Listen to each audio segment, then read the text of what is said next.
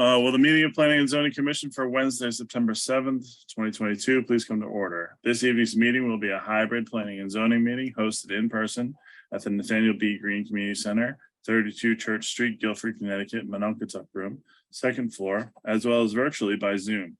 During this meeting, our procedures will be as follows. 1, when you first enter the Zoom meeting, you will be in a virtual waiting room until the meeting host admits you. 2, please be aware that your camera, if you have one, and your microphone will be muted by the meeting host when you enter the meeting. You can turn on your camera at any time so that you can be seen by others when and if you choose to. In order to run an efficient and orderly meeting in this virtual environment, unless stated otherwise by the meeting chairman during the meeting host will keep everyone other than the commission members muted. You will still be able to hear everything said by the commission members, even if you are muted and or your camera is not on. There will be opportunity for public comment during public hearings, at which time public participants will be unmuted.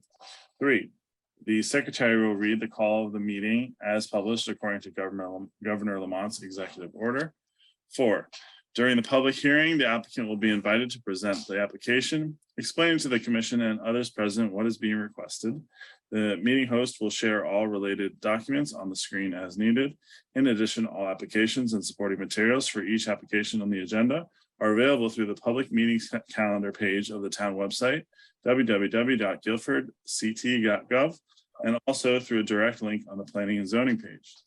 5, comments of town agencies will be read for each application if there are any, and there will be clarifying questions from the commissioners. 6, there will then be opportunity for clarifying questions from the audience. Please raise your hand through the Zoom platform and wait to be called on unmuted. As this is a public hearing and must be recorded, it's necessary for speakers to identify themselves each time they speak by stating their name and address. 7, after all clarifying questions are exhausted, those who wish to speak in support of the application will be asked to come forward, state their name and address for the record, and make their statement. Then those who wish to speak in opposition to the application will be asked to come forward and make their statement. 8, the applicant will then have an opportunity to address any questions or concerns raised by the public or commissioners. 9, once the public hearing is closed, the applicant is free to leave or remain for the balance of the public hearings and the regular meeting, during which the commission will try to reach a decision on each application. Each applicant will be notified in writing as the decision of this commission and has a right to appeal to Superior Court if desired. 10, decisions of this meeting are all available the day after the meeting by calling the Planning and Zoning Department at 203-453-8039 or by emailing planning.zoning@guilfordct.gov after 9 a.m. 11, all actions taken on applications tonight by the commission will be by roll call. All commissioners and staff will identify themselves for the record before speaking. Seated this evening are the following members who will please identify themselves. Commissioners Kevin Clark. Here. Bill Friedman. Here. I don't think we have Ted Sands tonight. Philip Johnson. Here. Sean Cosgrove. Hello. Frank DeAndrea. Hi. I am Scott Evan. Our alternate tonight is Larry Rizzolo. Hi. And since we are down one commissioner, Larry will be seated tonight. Staff present are Jamie Stein, Town Planner, and Lisa Piombino, Planning and Zoning Administrative Assistant. This meeting will be recorded via town platform and made a Zoom platform and made available to the town website for viewing. The secretary will now read the legal notice. Yeah, Lisa, I need the public notice because I didn't get it in your emails. Let me see. I don't think I have a copy of it. Yep, I haven't seen it. Yeah, here it is. I got it here. If you want me to screen share. She's disabled us. Jamie, can you Got it. Thank you. Thank you.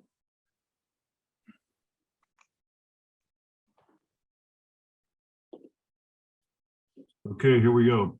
Notice is hereby given that the Guilford Planning and Zoning Commission will hold an in-person / hybrid public hearing on September 7th, 2022 at 7:30 p.m. at the Nathaniel B. Green Community Center, 32 Church Street, Guilford, Connecticut. Would like to take a room, second floor. You may also join this meeting via Zoom by using this link. The following application will be heard. John Vavra, 30 Benton's Knoll, map 8, lot 24-3, zone R5, special permit modification for a 10 by 32 in-ground swimming pool. Mr. Akhtar. Akhtar, 32 Stepstone Hill Road, map 91, lot 4, zone 30.C4, special permit for an after-the-fact 722 square foot accessory apartment. Copies of these applications are available for inspection in the Planning and Zoning Office and the town's website, guilfordct.gov. At this hearing, persons may attend by either in person or via web connection and shall be heard. All written correspondence shall be submitted to planning.zoning@guilfordct.gov 24 hours prior to the meeting day. Documents are available at the Planning and Zoning Office. Dial 203-453-8039 for assistance. Dated at Guilford, this 16th day of August, 2022. Scott Edmund, Chairman. Thank The you, Mr. motion to open. Secretary. Do I hear a second? Second. All in favor? Aye. Aye. Aye.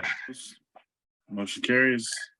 First item on our agenda, it has been requested to extension Jake's Terry Street LLC, 397 Church Street, map 74, lot 9, zone I1, site plan and special permit for dental/medical office. Request extension to 9/21/22. Do I hear So a motion? moved. Second? Second. All, Aye. Aye. motion carries. Aye. Next on our agenda is Mirza Akhtar, 72 Stepstone Hill Road, map 91, lot 4, zone 30-C4, special permit for an after-the-fact 722 square foot of accessory apartment. Is Mr. Akhtar here to? Mr. Akhtar is here. Yes, I'm here. If you want to just come up here, I think that the camera is right there. So if you'd like to just walk us through your application. Basically, we just bought this house and it was built in 1986 and everything has been built ever since. But, we were asked that, we should, submit this application for that accessory unit above the garage, which has been existing since 1986. Zio, I believe. Steve Maddox. Yeah, Mr. Steve has visited the property. He has, checked everything. And there were no issues, but, it was just formally that, we had to submit this application. So that's pretty much about it. Mr. Akhtar, is it correct that there was actually more than just one accessory apartment and you're just doing the one, correct? No, just one. Do we have any materials to put up, Jamie? We do have a sketch of the interior accessory dwelling unit above the garage, as well as a photograph of the existing home. Can you pull that up? Sure, thank you. I just wanted to mention that Mr. Ted Sands, Commissioner, has arrived. Thank you, Ted. Sorry, I was Larry, you're having gonna- trouble getting in. Larry, you're back to alternate duties. Sorry about that. Fine. So a quick question. Do we know if the field card has been updated to reflect this as existing unit since 1986? No, I don't believe so. Not yet. Not until the commission renders a decision. And Mr. Akhtar, how long, when did you purchase the home? That was late March. Oh, all right, so it's very recent Correct. in relative terms. Sorry, thank you. I mean, again, what was done before your purchase is not, your obligation, but thank you for bringing this forward to have it corrected. No, absolutely, absolutely. That was the right thing to do. And I've got some material, y'all. I just need to share my screen here. I have a few minutes to get it. Mr. Akhtar, if you just want to walk us through, I guess the entrance is there in the kitchen. yeah, entrance is through the back end and the kitchen. You walk into the kitchen, and then there is a lounge area, and then if you're from the entrance, there's a bathroom on the right hand side and a bedroom on the right hand side. And this is above the existing garage. This is above the existing garage, which is a 4-car garage. Is it an exterior stair? Correct. We do have an image here. Let's see if I can rotate. I believe this is the That's right. entrance Right. and then up to the door here. Yes. Okay. And I know. Is there, Go ahead, is there Ron. more than one apartment there? No, just that one. What's going on the, I'll call it the 4th floor? That's a 3rd floor. Yeah, Is that a separate apartment? No, that is part of the house, basically. I mean, that's not a separate apartment. There's no kitchen in that apartment, so it's not a separate unit. Can I interject? There'll be a time for Okay. public comment. Can you access that space? This is Larry Rislow. Can you access that space from inside the house? No. Hey, Lynn? Lynn? Come here for a sec. Oh, could someone please mute? yeah. Kind of having trouble telling who's speaking and what they're saying, to be honest. I think that was another member of. Yes. Any other questions from commissioners? I think, Jamie, we've discussed this offline about the stairwell, and you've checked with building department. There wasn't any issue with having an exterior stair like this, correct? No, there is not. Just do keep in mind that I believe, Mr. Akhtar can address this, but there is also construction happening at the primary dwelling unit. And once that goes for its certificate of occupancy, it would have its final inspection by the building official and the building department.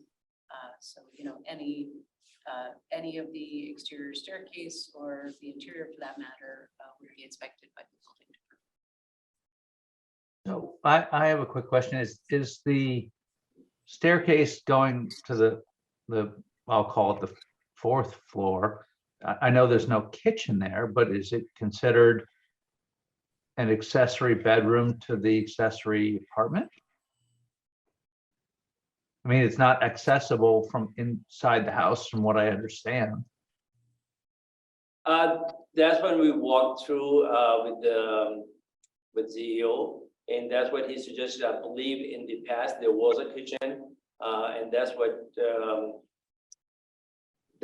it was suggested to us, that there should be no kitchen, and we have removed that kitchen, and there will be no kitchen there. But there's still a bedroom area that's only accessible from the exterior, from that staircase. Is that correct? At the moment, yes.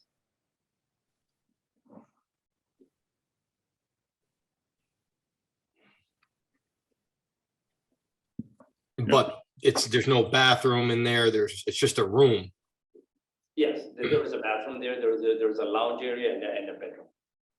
No, on the 4th one. So what is the square footage of the 4th floor accessory, whatever you want to call it? I mean, that just reflects the one on to the right over the garage. The one over the top of the house with the staircase addressing it. What is the square footage on that? And Jamie, where are we with respect to like the square footage of if you want to say that this was part of the accessory apartment? Oh, What- I don't think that's the case. I mean, Mr. Akhtar can explain here. There is a primary dwelling unit, which is this structure here that I'm circling. There is this an attached or a detached garage, Mr. Akhtar? It's an attached. It's an attached garage. And on the second floor of the attached garage, this door back here is where you enter into the accessory dwelling unit that is before you, and that's this. So it is my understanding that this is a single-family primary dwelling unit. However, when we did discuss how this floor is accessed, it can only be accessed through the exterior staircase. That was my understanding of the primary dwelling unit. I have a question. So is there access to the lower deck that goes to the upper deck from down below, or is that like you come out the door that's No, looks like it is, basically there are slider doors on the first floor and the second floor. so you can't get from down below to that deck that's on the second floor, is that correct? You can, Or are there stairs, Jamie, that go up to that deck Yes, where they your are. arrow is? I believe so. yes, they are stairs, basically. Yeah, there's this, obviously, this is trying to take something that was non-conforming and create a conforming house. How many apartments are in the primary dwelling? It's just one dwelling, basically, one residential unit. So essentially, there was an apartment on the upper level there of the dormer that's the deck, and the kitchen's been removed and it's no longer considered an apartment, is that it? That's correct. I mean, like I said, we walked through the building department and also the zoning commission, I'm a CEO, and, that's what was proposed. And that's what we are trying to accomplish here. That's Larry Rislow. In that same space, is there a bathroom? There is one. There is one. And in the space over the garage, the unit we're considering right now, the lounge area looks like it's actually 2 rooms. Could one of those rooms be a bedroom? It's 12 feet in long. Now you have to go Yeah. down a little bit. Yeah. Yeah, I mean, if you're looking at the screen, the bedroom on the left-hand side, that is a bedroom. And on the right corner, lower right corner, that could be office space or, part of that lounge area. I see. Thank you. Jamie, I don't think we have a note or anything from the health department. Do we know how many bedrooms are in primary versus this additional bedroom and what the septic system is rated for? Mr. Akhtar? It's a total of 5 bedrooms. Okay, so there's 4 in the primary and you're proposing 1 in this accessory? Correct. And What about the 4th floor? Including, he's including that in his primary that's residence. including that, and that's as per, town records. And your septic system is rated for 5 bedrooms? Yes. Do we have a note from the health officer to that effect? I don't see it. I believe so.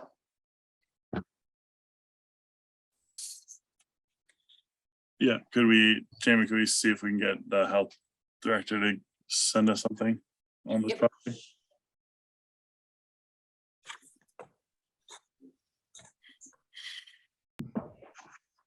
Any other questions from commissioners before I throw it out? I know there's some public that want to talk about this.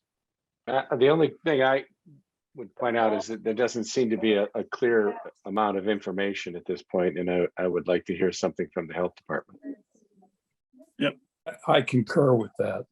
I also feel like simply removing whatever the kitchen was to make potentially conforming could just as easily be reinstalled. If Sure. someone wanted to. I guess so. What would we require? That he creates a staircase in the I'm house? Like, just saying, it was pretty clearly that pretty clear that there was an apartment above on the fourth floor, and there was an apartment above the garage. Now we're, Yeah, well. I'm just trying to get a handle on what's going on. Agreed. Okay, any questions from the audience? Just for that reason, I believe, the CEO walked through the whole, entire premises. And, that was basically suggested, by the CEO, and that's what we are doing. Any questions from the audience? Let me, can you stop sharing, Jamie, please, so we can see Yes, sorry, Scott. everyone that's on Zoom? And any questions, and then we'll have the opportunity for people to speak for and against. I'm not seeing anyone on Zoom. Anyone in the audience there? Jamie, who has a I question? have a clarifying question that they'd like to ask, I do. or give a statement. There's both. I'd like to ask a question first. My understanding is when you have an accessory apartment, it needs to be owner occupied. Is that correct? We get your name and address for the record. Kim Mastriano, 74 Stepstone Hill Road. Thank you. Either the primary residence or the accessory apartment has to be occupied by the owner. Okay, so my question being is on the application, it's owned by a property management company. So there's a lot of vagarity there as far as who actually needs to be residing on the premises. And as the immediate next door neighbor, that's a concern to me, because if there's going to be an accessory apartment there, I want to make sure that, someone who's invested in the property, who's going to be living there, and, take accountability, is going to be on site. And with it being a property management company, I mean, that kind of leaves it open. So I just was wondering how that would work. No, the accessory apartment would not be a rental apartment, it will be basically. But my understanding as the clarification goes, and with all due respect, that you seem like a very lovely man. Who's to say that next week when this is all set, you don't sell it, and once it gets planted? Oh, I think it's not about that. It's who's living in the primary residence.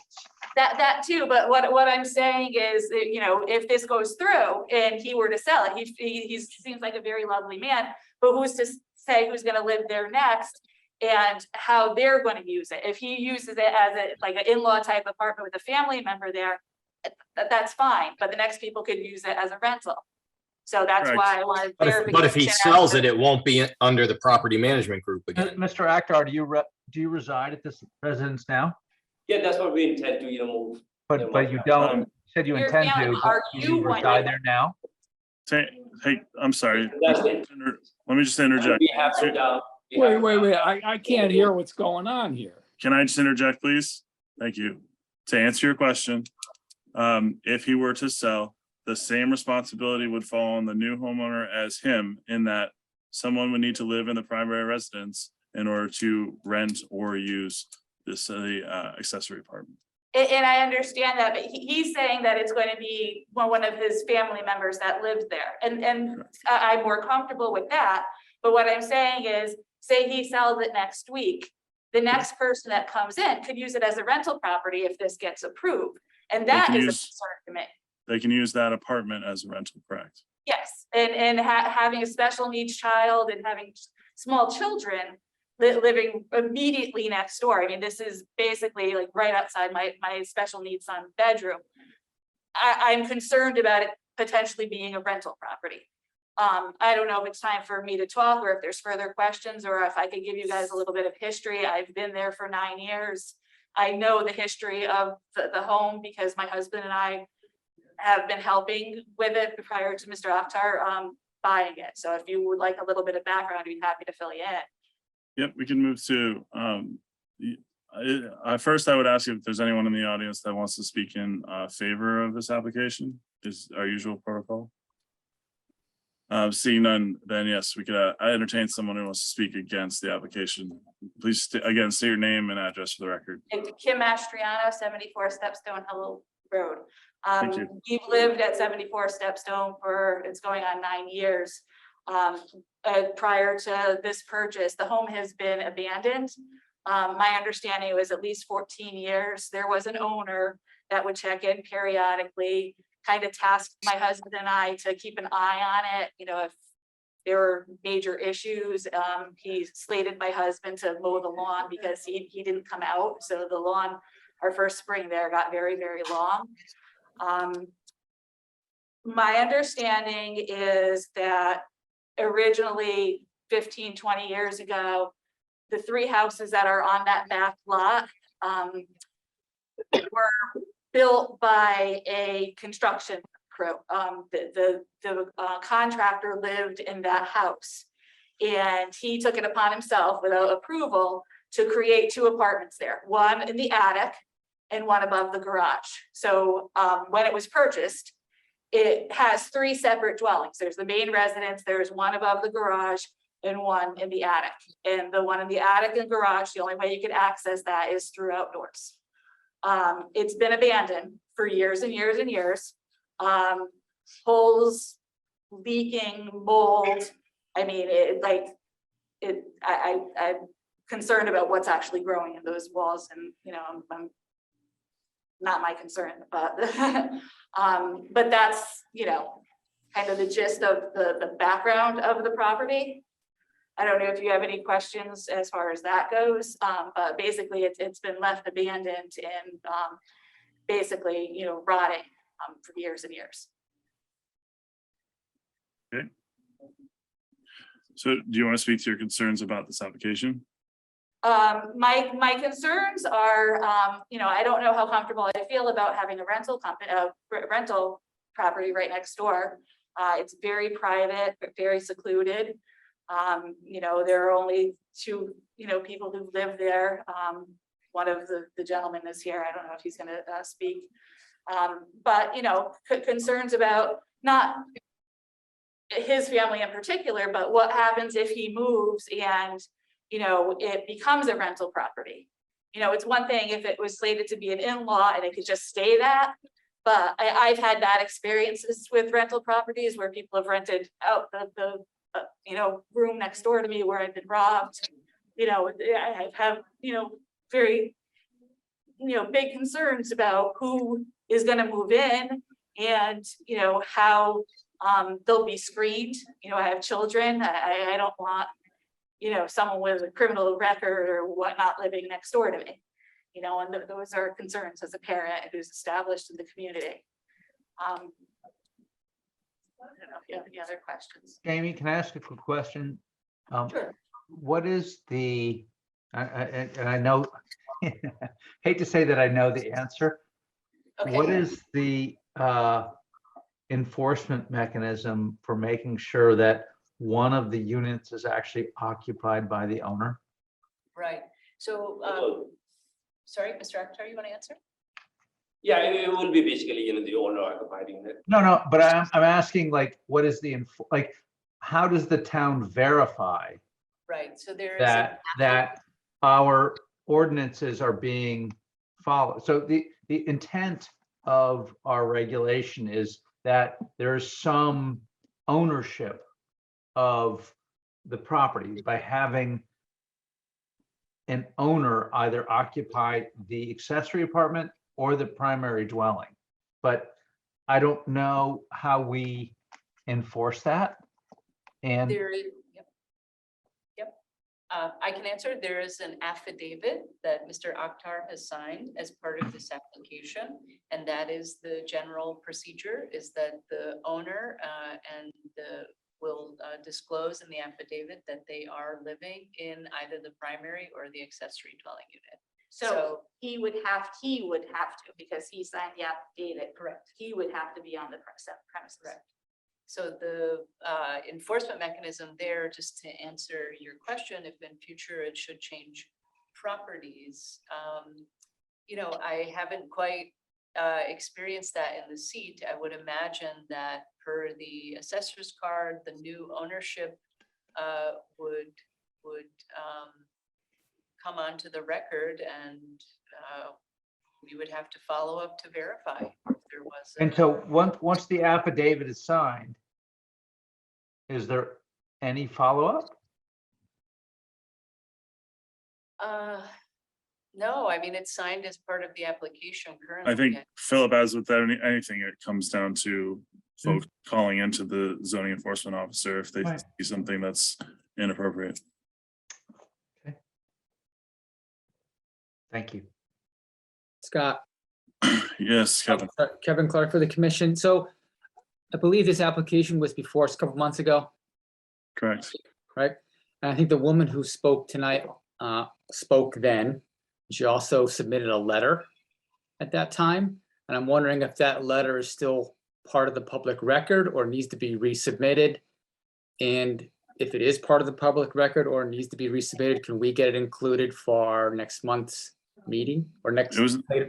There was never any public hearing on this matter. So if she does have a letter that she wants to read in or have read in, Okay, she can submit that still.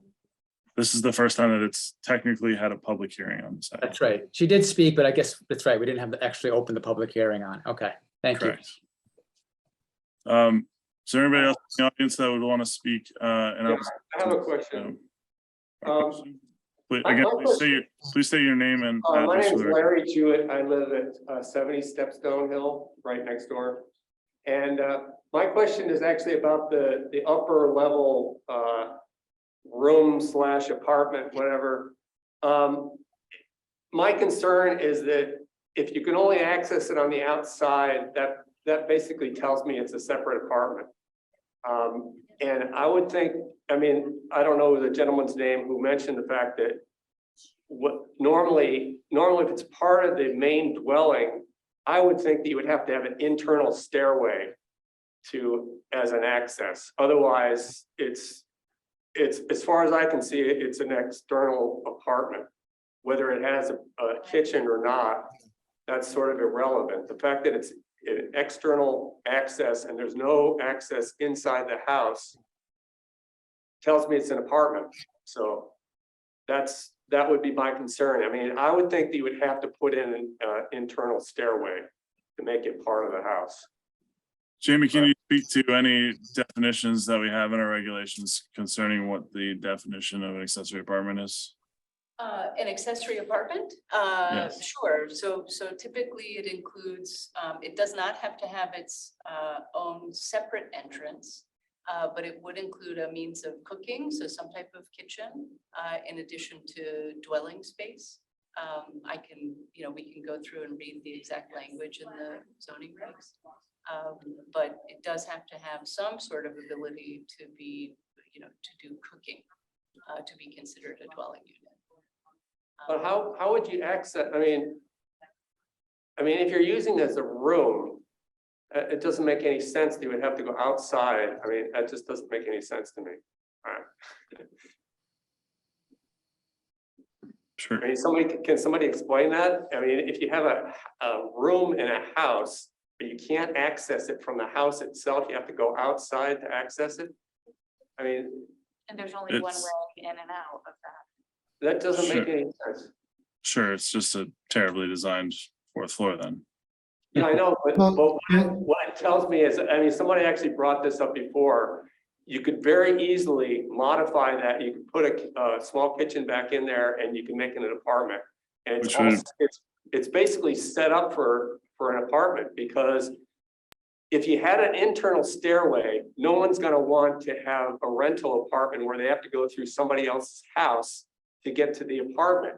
But if the entrance is on the outside, that's just it's a natural apartment, basically. So this is Larry Rizzo from the commission. I can imagine, or I've seen, in my neighborhood, detached garages with a room over the top. It's not an apartment. If someone wants to go to that room as a study or an art studio or whatever they use it for, they have to leave the house, climb a stair, and enter that workspace. So how is this different from that commonly seen arrangement? Well, it's already, the house already has another apartment in it. And that, I mean, it just seems strange to me. I mean, it seems like if you wanted it to be part of the house, you would put an internal stairwell in. That just seems like the logical thing to do. And there's been a history of having a kitchen there. Exactly, exactly. I mean, Sure. it Phil, would be easy to put the kitchen back in. I mean, I don't, I'm not saying that, I'm so- not saying Mr. Akhtar is gonna do this, but it's just that that seems to be, that would be my concern, that there was gonna be another apartment there that all, you know, that suddenly appears and it's really not, it's off the radar basically at that point. So let me just bring, I understand that concern. However, this is why we have a zoning enforcement officer to regulate things like this. And the alternative, let's think of the alternative, is now you have two spaces that are not allowed to be used as an alternate. It's the same scenario as what you're pointing now, is that now there's two spaces that he's not supposed to be using, but what's to stop him from doing it? And again, the answer is the same. It's if he starts using it in a fashion that he's not allowed to, we have to call the zoning enforcement officer, and there's and that. Yeah, but that puts the onus on the neighbors to be monitoring things, and I really don't think that's. Sadly, That that's the is- mechanism we're forced with. Hi, That's how Bill. the regulations are set up, Bill. Well, Unfortunately, if there was a stairway inside, that would basically solve the issue about the upper one not becoming an apartment, because then, like I said, no one's gonna wanna go through somebody else's house to have to access their apartment. I don't think we have the legal authority to be able to require that at this point. Yeah, force. I don't think we can, especially, well, if it was, we specifically checked with the building inspector to make sure whether or not this was an allowed stair. And for specifically that reason, with the stair being allowed by the building inspector, then yeah, I don't think we have the right to turn around and say that you have to put an interior stair now. No, but we don't have to approve the accessory apartment. Sure, but what's the point? What's the point? The point is, Like, what's the point of, what's the point of not No, approving the don't one? get me wrong, I'm not opposing the accessory apartment. That has nothing, that's No, not. I'm not, sorry, sir, I'm not speaking, I was speaking to Phil's comment. Yeah. What's the point of the point is the one like, over the garage because of the one on the fourth floor? the point being like, you take out the kitchen, you can just put it back in, and then it becomes a whole enforcement nightmare. Right, but we're not in the position to make assumptions. And this That's is fine. not what this is not what we're just. But right now, we're at an after the fact application for something that has never been approved. And so I think we have a lot of discretion in terms of, you know, the conditions that we can put on this and how we have to look at it. Bill Freeman. Go ahead. So I think we're getting for me, it's getting a little separated from what we're actually supposed to be discussing, which is an accessory apartment above a garage. So I agree that the other scenario is odd, but that's not what we're here to decide. So we either decide if we want to have more information coming from the health department about the septic system and a confirmation that there is the number of bedrooms that are associated with the current septic system, then I think that would be a good reason to carry the public hearing to another meeting. But I don't think we can really, personally, I don't think we can digress into why there's a stair in the back of the house and what it does and all those things, because that's really not in the application. I'm fine with that. I mean, again, Well, we have a mandatory 2 public hearing criteria for special permit. So, you know, I'd that like to is, see another hearing, another day. So I'd like to have it actually go to that now so that we can kind of cut to the chase and get on with the Sure. meeting here. Larry, your hand up. And just to clarify, he came to us for a special permit, right? He didn't necessarily have to do that. He could have done his thing and would have been under the radar. It's the same thing for the second apartment. If he wants to put the bathroom in, or someone later wants to put a kitchen in, they would have to come back to us with a special permit. Oh, they wouldn't, actually, you wouldn't be It would not be allowed. allowed to. You can't have two. 3 dwelling units. Okay, so then that would be disallowed. Well, Yeah. unless it was just done. As it was. Right. Scott? Is there anyone else in the audience that would like to speak against this application? Mr. October, would you like to say something? Yeah, I just want to basically say that, I mean, we are here before the commission, just for the special permit approval of this accessory apartment. And we have been kind of sidelined on the 3rd floor space, which, the building department have visited, zoning officer have visited, and, that's what their proposal was. And according to their regs, that's what they suggested, and that's what we agreed on. And then, we do not even need a kitchen in that space.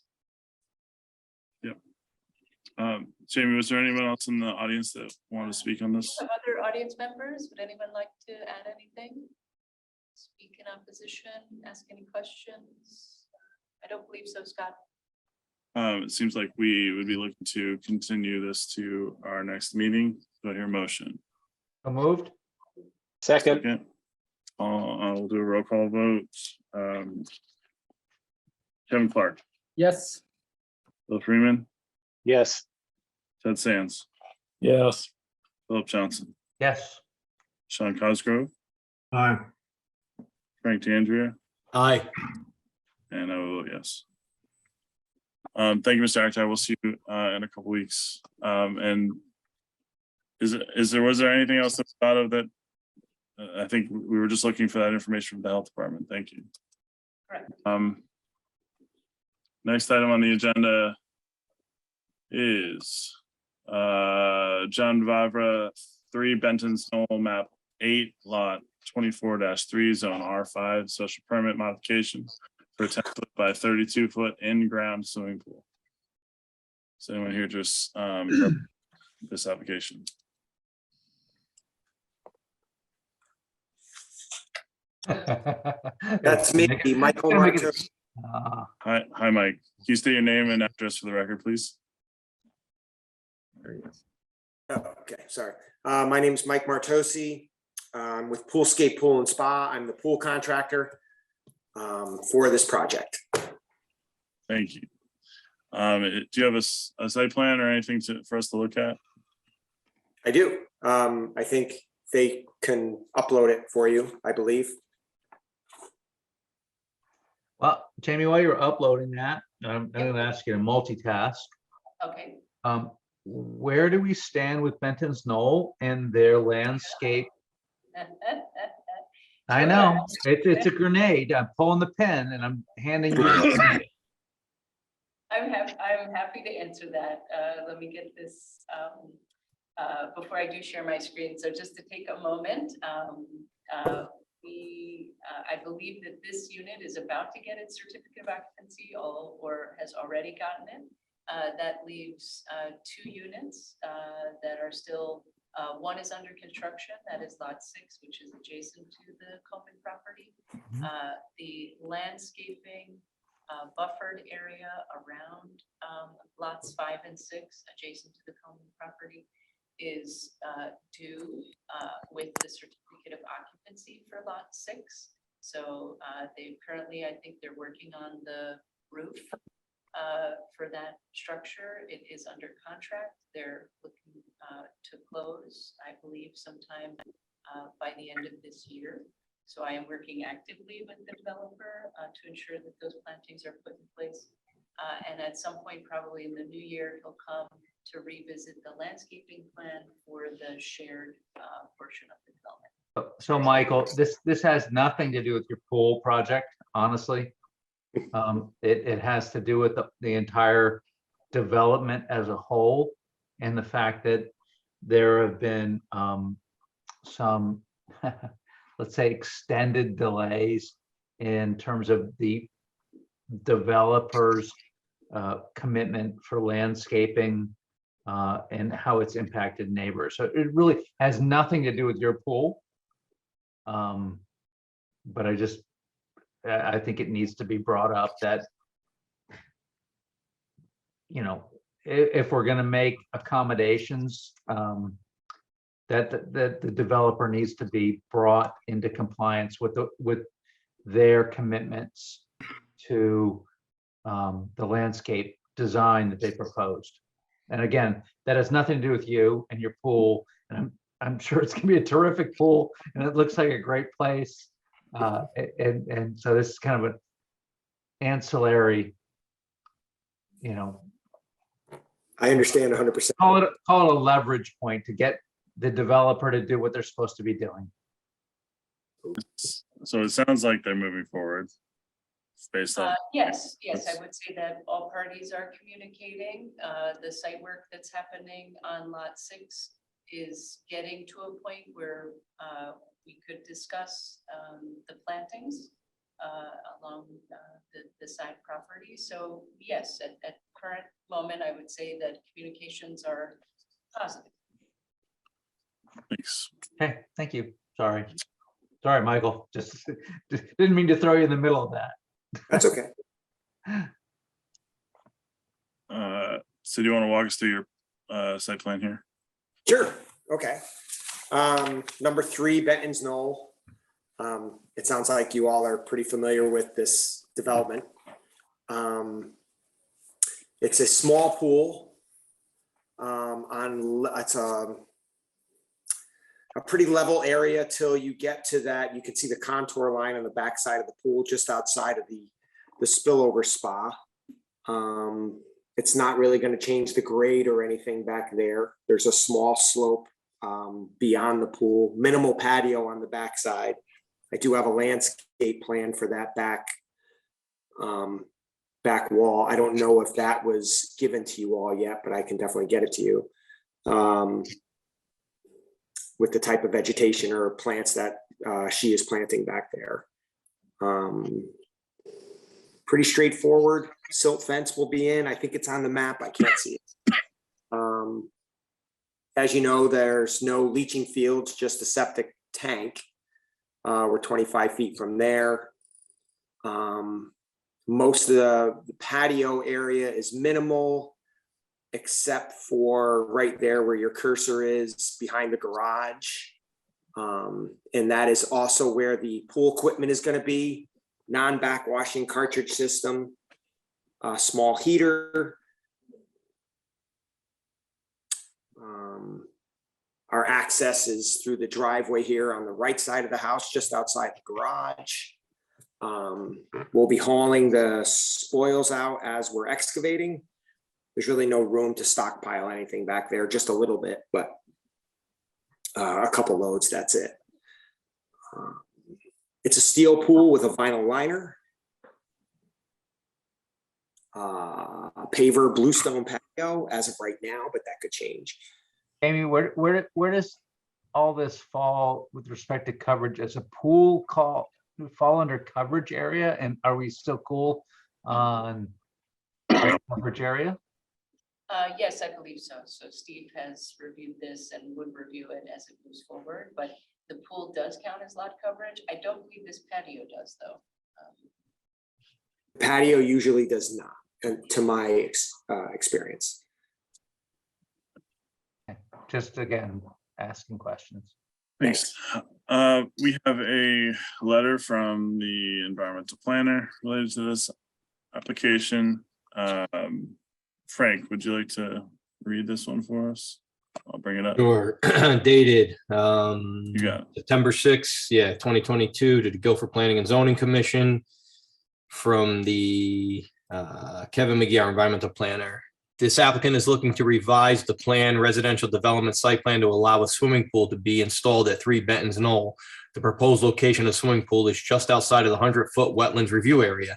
The Connecticut Department of Energy and Environmental Protection, Connecticut DEP, regulates the discharge of pool water and requires pool contractors to be registered under the general permit for the discharge of swimming pool wastewater, end quote. The general permit provides standards that the contractor must follow while working on pools, which include limits on chemicals being discharged and the requirement to discharge the subsurface disposal system. To prevent harm to the gradient wetlands, I recommend the following condition of approval. 1, the silt fence and/or hay bale shall be installed at the limits of the conservation easement boundary. the town of Guilford zoning enforcement officer should be notified to inspect the sedimentation and erosion control measures prior to the site construction. Soil stockpiles should be contained by silt fencing and or hay bales. Soil erosion and sedimentation control measures shall be maintained until vegetation is established or suitable materials installed to the satisfaction of the zoning enforcement officer. 2, all discharges from the swimming pool be conducted in accordance to the latest version of the Connecticut DEEP general permit for discharge of swimming pool wastewaters. Thank you. Mr. Martucci, are you good with those stipulations? Yes, I am. Any other questions for commissioners? Larry?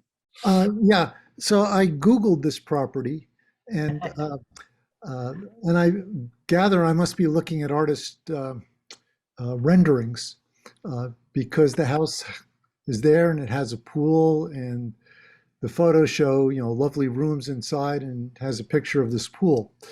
So is that an accurate representation of what this pool will look like when you're done with it? I do have an architectural plan. I don't know if you guys have the colorized version. But I can get that to you guys. We just got it from the landscape architect. But I can definitely get you guys that as soon as. I would imagine what was on Google is probably marketing materials. It might not necessarily like the exact pool. Yeah, I don't know what's on Google. We didn't put it. But from the site plan he brought up, it looked like it was a peanut shaped. Correct. Correct. And the spa is some level above the rest of the pool, so it spills into the pool. Yes. By the way, this isn't the first pool there. Correct. There's Yes. one a couple of houses up and There's one right next door, I believe. Yes, Yeah. right. so. Correct. It's one of the interesting things about this was a PRD, right, Jamie? Correct. So one of the interesting things about a PRD is like whenever there are changes like this, they have to come to us, but Oh, okay. nonetheless. It's my first experience with PRD. Well, Sure. hopefully we're not dragging you through the coals too bad. Yeah. Lucky you. I would ask any other questions from commissioners? Any questions from the audience, both on Zoom and there with Jamie? Would anyone want to speak in favor of this application? And would anyone want to speak against this application?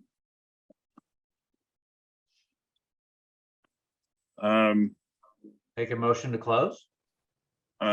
We should discuss whether we want, this is a special permit. Do we want to discuss whether we have 2 meetings on this one or not? I'm inclined to let it go with one meeting. It seems pretty straightforward. I concur with that. I agree. Second, I'm fifth, sorry. All right, so I did not hear who made the motion. We'll say that Kevin Clark made the motion and I heard a second from Frank. We'll do a roll call vote. This is a vote for to dismiss the second public hearing. Kevin Clark, In favor? Bill Freeman, Yes. Ted Sands, Yes. Philip Johnson, I've been holding my hand up, yes. Kevin Cosgrove. That's not how my process is. So I understand. Been Sean there. Cosgrove, Aye. Frank DeAndrea, affirmative. and I will vote yes. Do I hear a motion to close the public hearing on this item? So moved? Second, Kevin Clark, Aye. Bill Freeman, Yes. Ted Sands, Yes. Philip Johnson, Yes. Sean Cosgrove, Yes. Frank DeAndrea, yes. and I will also vote yes.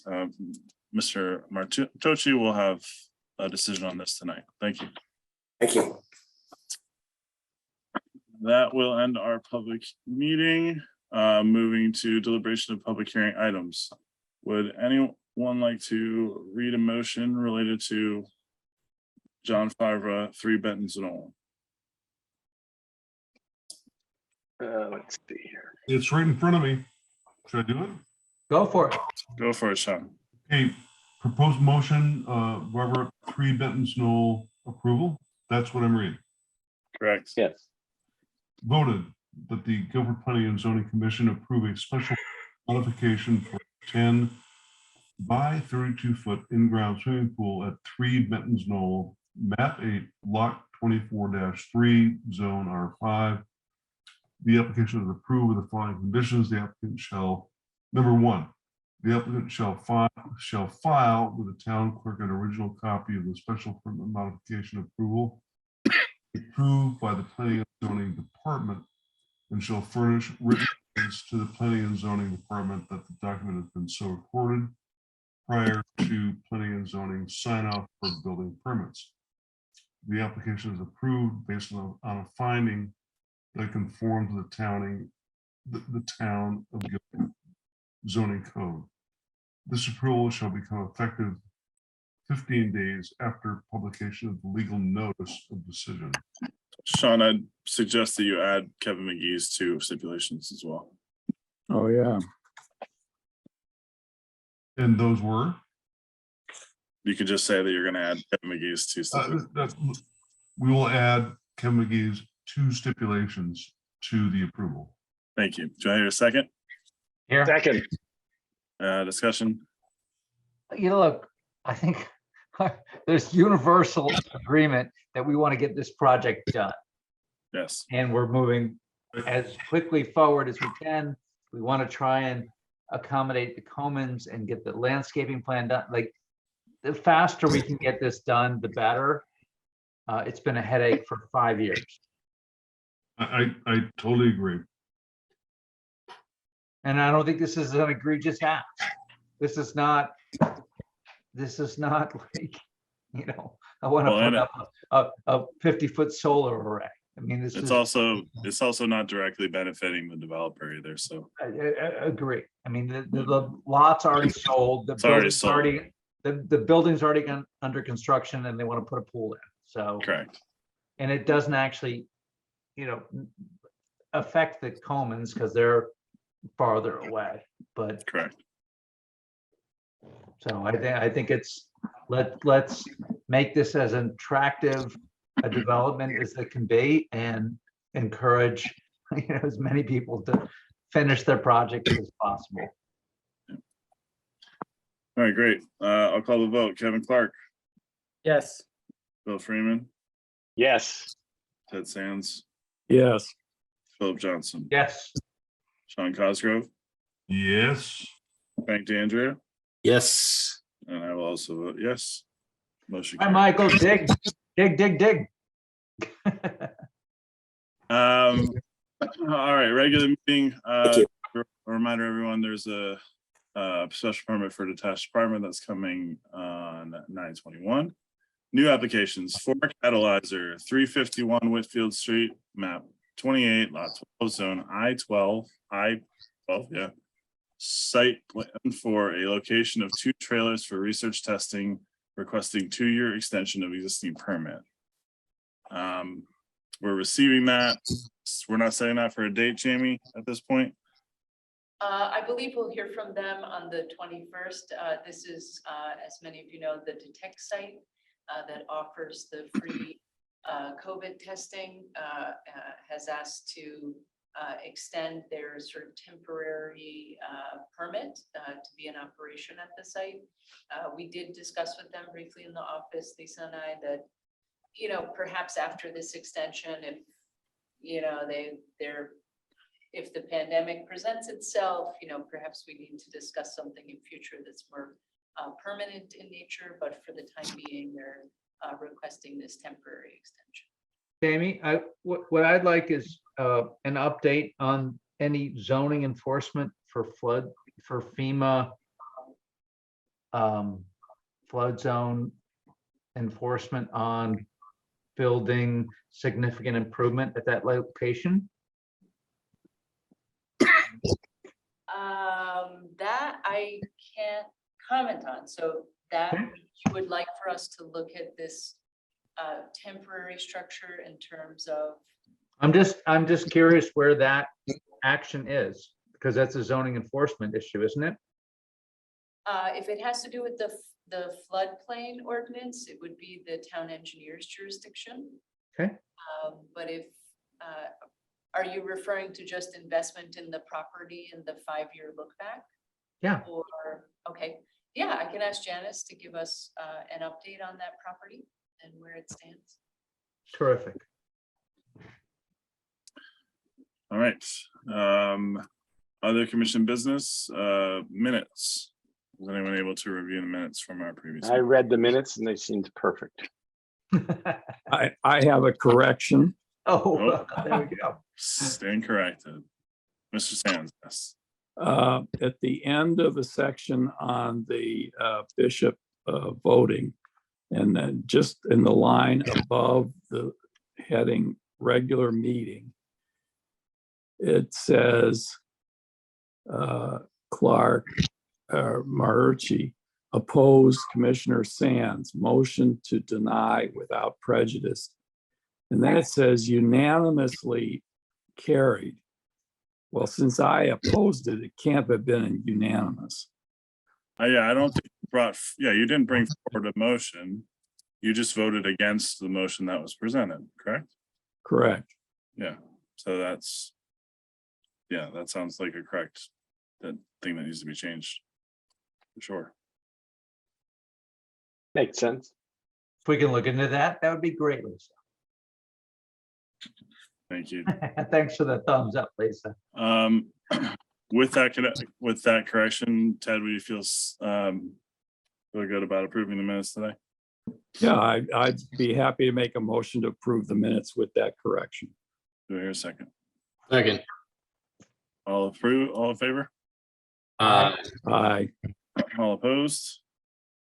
Abstain? Sean, I didn't see anything. I abstain. I was not present. He was in Sean Ireland. abstains. That's what he was. Great. Jamie, anything else on our agenda that's not on the agenda? Yeah, I would like to, yeah, I would like to just raise under new business, a follow-up to our business districts information session that is a part of our zoning regulations rewrite. Upon recommendation of some members of our virtual audience in that meeting, as well as some commissioner members, we are re-engaging Glenn Chalter, the consultant from Planometrics, in large part due to his institutional knowledge of why certain decisions were made in the proposed zoning regulations. Glenn is actively working with me. We have weekly meetings to discuss, getting the edits into the existing regs, incorporating feedback. And also he will rejoin the second meeting of the Planning and Zoning Commission starting in October through the adoption of our zoning regulations. So he'll be not at the September meeting. I couldn't get on his calendar. Was that an additional charge item? Yes, that did also come up in the discussion. I think Glenn has maybe somewhere around $4,000 to $5,000 remaining on his existing contract. The first selectman has committed to finding the funds for us to continue to engage Glenn as we move forward and get these regulations in place. So, thank you. Very happy to have that support and also to have Glenn. He's excellent to work with and such a resource too. It's money well spent. Yeah, I appreciate that. I think that meeting about the citizens districts, I think that went very well. So appreciate it. Yeah, I mean, I think there are some overarching principles that I believe the commission should discuss at their October meeting, particularly around consistency in the zones and also just this notion of special permit versus site plan. I did get a few follow-ups, both for and against the movement towards special permit. So, look forward to those discussions as we work towards the completion. Thank you. Anything else, Jamie? I believe that's it. Great. I would Motion to adjourn. do I hear a second. Second. All in favor? Aye. Aye. Thank you very much, everyone. All right, Great guys. job, Scotty. Have a good evening. Thank you.